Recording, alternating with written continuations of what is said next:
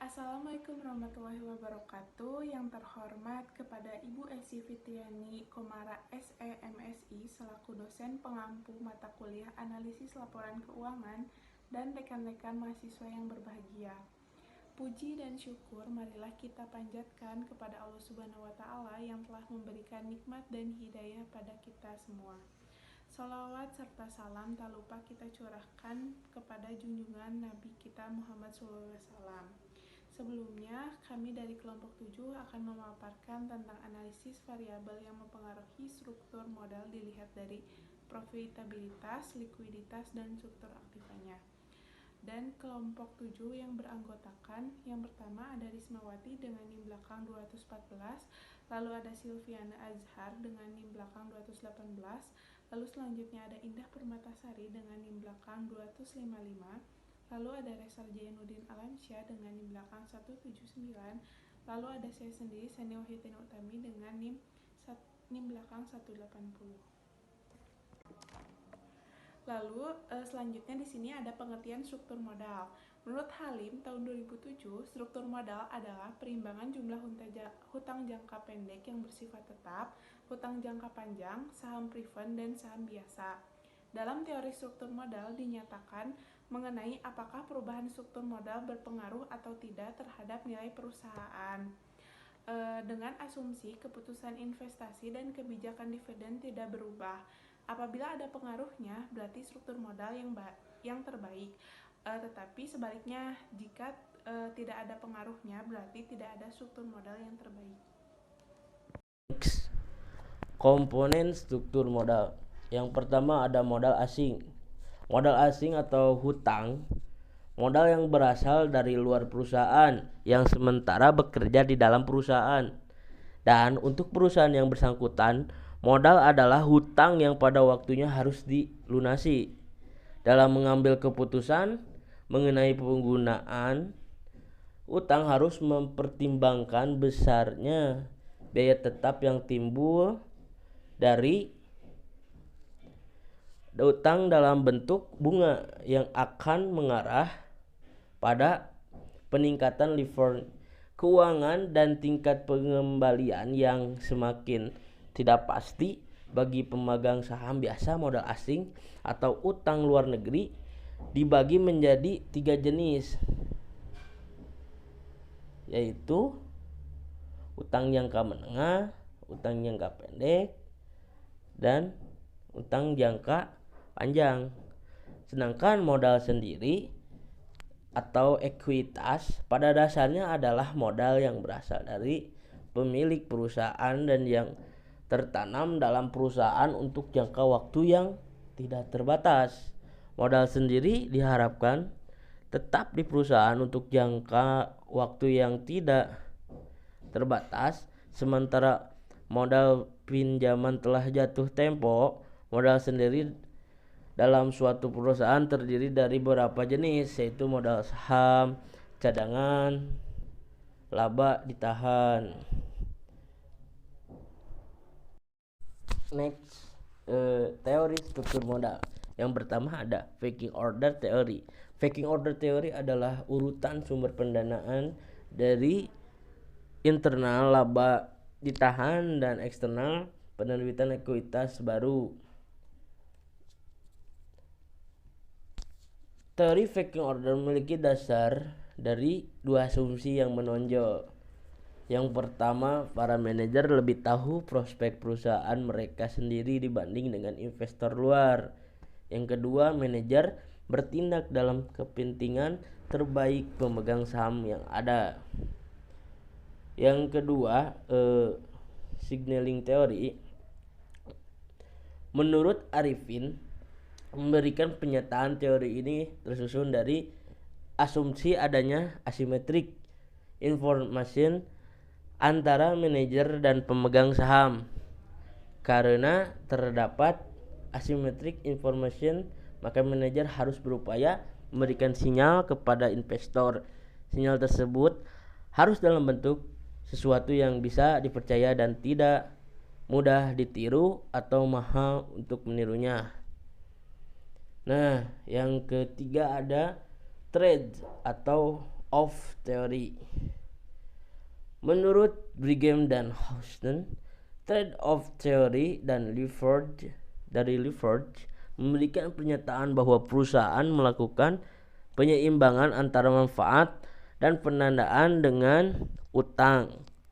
Perlakuan pajak perseorangan yang tidak menguntungkan dari suku bunga dan biaya kebangkrutan dengan daya tinggi. Yang keempat ada agensi teori. Agensi teori atau teori keagenan dibangun sebagai usaha untuk menyelesaikan, memahami, dan memecahkan masalah yang timbul jika ada ketidaklengkapan informasi ketika melakukan kontrak atau ikatan. Teori keagenan berhubungan dengan menyelesaikan dua masalah yang bisa saja terjadi dalam hubungan keagenan. Yang kelima ada modelasi Miller. Nah, teori ini, modelasi dan Miller, merupakan teori yang memiliki pandangan bahwa struktur modal tidak relevan dan tidak berpengaruh terhadap nilai perusahaan. Assalamualaikum warahmatullahi wabarakatuh. Nama saya Indah Permatasari dengan NIM akhir 255. Di sini saya akan menjelaskan tentang faktor yang mempengaruhi struktur modal. Faktor yang pertama yaitu ada likuiditas. Likuiditas merupakan salah satu rasio yang mempengaruhi struktur modal. Likuiditas adalah seberapa besar kemampuan perusahaan dalam memenuhi kewajiban jangka pendeknya. Dan likuiditas merupakan perbandingan antara aktiva lancar dengan hutang lancar perusahaan. Faktor yang kedua yaitu profitabilitas. Profitabilitas suatu perusahaan dengan profitabilitas tinggi akan memiliki dana internal yang juga lebih banyak. Perusahaan yang tingkat pengembaliannya tinggi akan berinvestasi dengan utang yang kecil. Dengan begitu, pembiayaan kebutuhan pendanaan adalah dengan dana internal. Maka dari itu, hal ini berpengaruh terhadap struktur modal perusahaan. Lalu, faktor selanjutnya yaitu struktur aktiva, di mana pada perusahaan industri sebagian besar modalnya akan tertanam di aktiva tetap, sehingga pemenuhan modal adalah dari modal sendiri, adapun utang yang dimiliki hanya sebagai pelengkap. Pemenuhan kebutuhan dana akan dipenuhi dengan utang.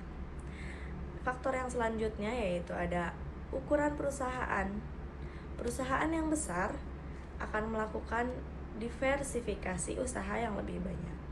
Maka kemungkinan gagal dalam menjalankannya usaha atau bangkrut itu akan lebih kecil. Perusahaan besar bisa saja mengalami bangkrut. Namun bagaimanapun perusahaan besar dianggap mampu untuk menghadapi krisis. Lalu ada yang kelima, pertumbuhan aktiva. Yang terakhir yaitu pertumbuhan penjualan. Di penelitian ini kami menggunakan net profit margin, current ratio, dan fixed total asset sebagai variabel X, dan debt to equity ratio sebagai variabel Y. Metode analisis yang kami gunakan adalah regresi linear berganda.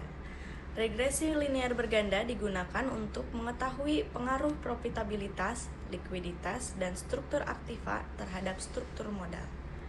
Analisis ini diolah menggunakan program SPSS 20. Selanjutnya, di sini saya Salviana Azhar dengan NIM 218. Ada 5 perusahaan yang kelompok kami analisis.